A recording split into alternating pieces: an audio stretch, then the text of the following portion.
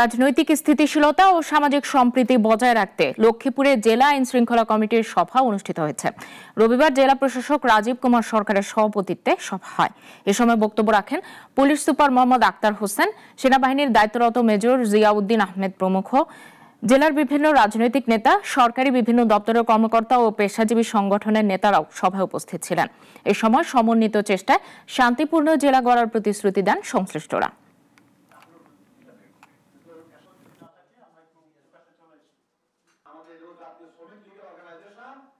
একটা সার্টেন মহল থেকে হচ্ছে গিয়ে দেশটাকে অচল বা একটা সুযোগ গ্রহণের একটা অচল অবস্থা ক্রিয়েট করার জন্য সবসময় একটা চেষ্টা করা হয়। তো আমরা যদি সবাই একসাথে শক্ত হাতে এদেরকে রুখে দিই, আমরা আশা করি একটি সুন্দর বাংলাদেশ, সুন্দর লক্ষ্মীপুর জেলা পাবো। সাইবার মবে মুহূর্তের মধ্যে অনেক ঘটনা ঘটে যাচ্ছে, যেটি রেজাল্টে আমরা দেখছি বাস্তব মব ক্রিয়েট হচ্ছে। তো আমরা কিন্তু এই অপসংস্কৃতিগুলো চাই না। আমরা সবসময় চাই আইনের শাসন প্রতিষ্ঠিত হোক। যে বা যারা করছেন তারা এই দুশ্চিন্তাটুকু করছেন না, একই তরিকায় এই মব সন্ত্রাস কিন্তু তার বিরুদ্ধে একসময় পরিচালিত হতে পারে।